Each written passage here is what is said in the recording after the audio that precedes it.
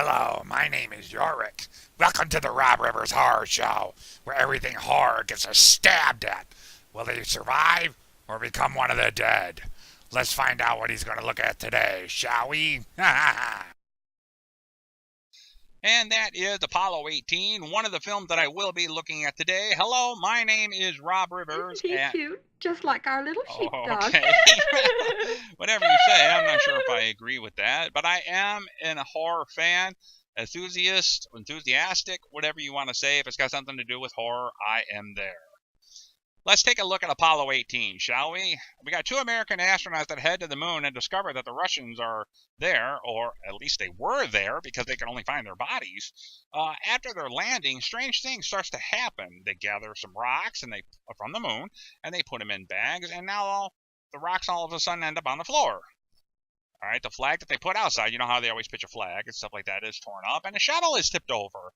Now the question is, what is causing all this? Now, take note here, ladies and gentlemen. This might be a little bit of a spoiler for you, so be careful here.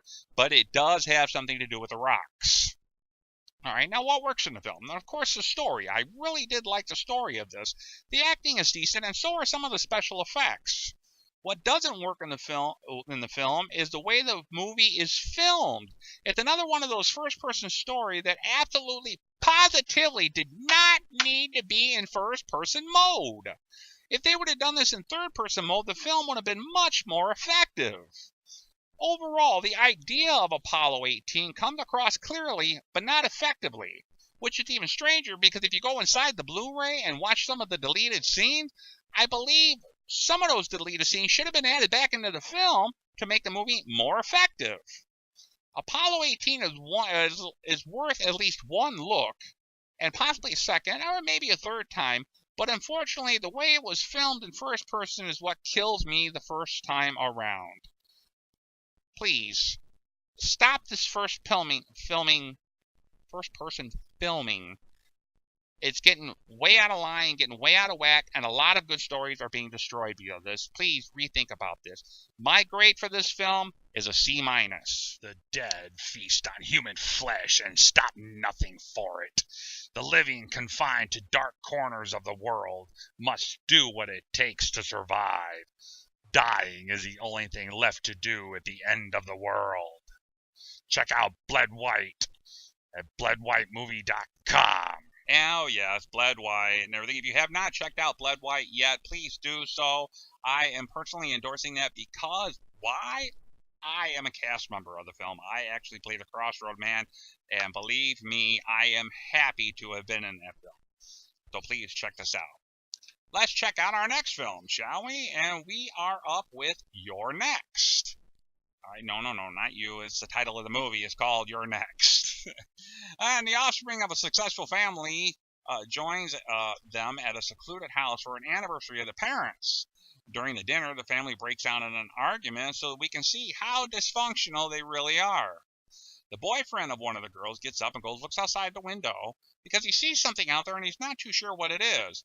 Next thing you know, we have an arrow coming in from the window, killing him instantly. Now the family is under attack by someone wearing an animal mask. Family scatters around, seeking shelter, trying to avoid the attacks. But one of the son's girlfriends starts taking control of the situation. Not long after that, we soon find others are involved in this. There's more than one attacker. And they set up traps outside the house, that there's somebody in the house, and the family are getting picked off one by one, but the girlfriend starts picking them off one by one, and she's definitely defending herself in a very good way. Now, what works in the film? I see the film is a pretty good pace, and the acting is decent, and they seem to fit the roles rather well. Some of the blood and flecks are good, and the whole idea of watching this girl with this strong woman identity of her to try and save this family is actually working. All right. What doesn't work in the film is the reason for the attack. Once again, here we go again. This might be a setup, ladies and gentlemen. Spoiler alert. So, we deal with greed, sorrow, oh my poor life, and all this other garbage that we would get from one of the siblings, I should say. So overall, You're Next does hold your interest because you want to see what this girl's going to do. There have been many films out there where they say women can take care of themselves, so they don't need a man defending them off. And this chick really does take care of herself. These guys are supposed to be trained attackers, and she's taking them out. So you want to see what she can do next and how far she's going to go in order to win the situation. But don't look for the good story behind it, because you're not going to get anything new other than this chick defending herself. I did like that idea. That's why it's at a D+ and not an F. But at least try to check that out. Like I said, when I give a D, that means it's maybe viewable at least once, because there is something good in there that keeps it from the failure mode, but it's not something that would go above average. So check that out. Hope it works out good for you. Don't forget to check out Plastic. There's my lovely daughter, Tawny. Not only did she play a victim, but she also did all the blood work for the film. You can check out more films at skibofilms.com, where you'll find Bled White and others. See you there. Hey, you know what time it is? It's Screamer time!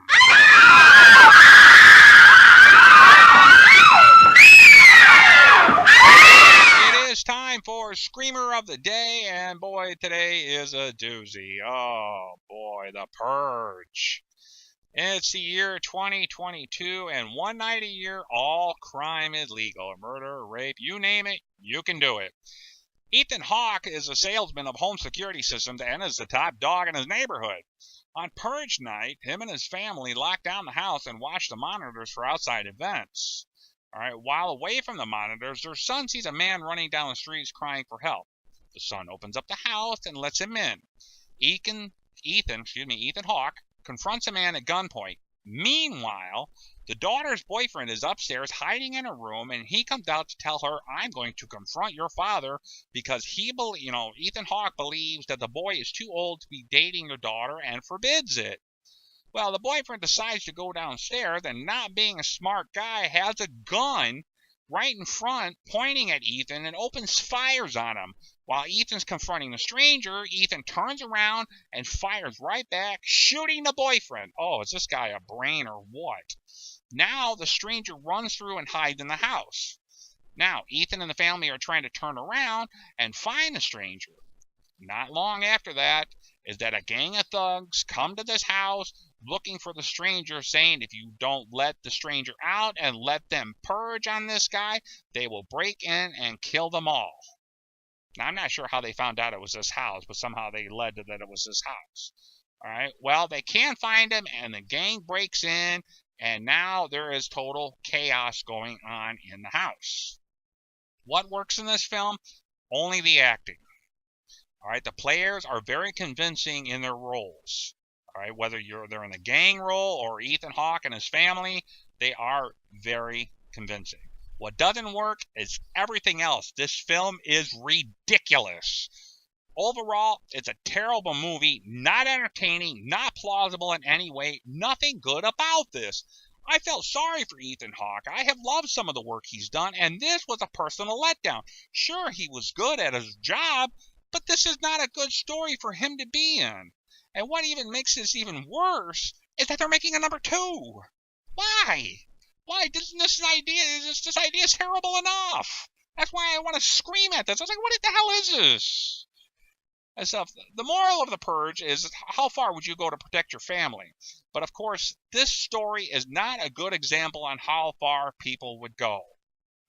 I don't know what was with the people that made this. It is absolutely bad. And number 2, I don't get it.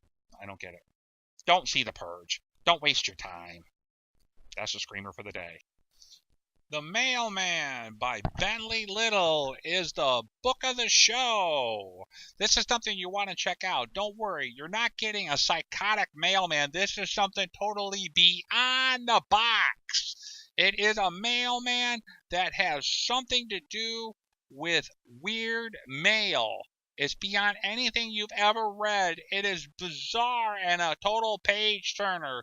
Check it out. Bentley Little is one awesome author. You will not be disappointed.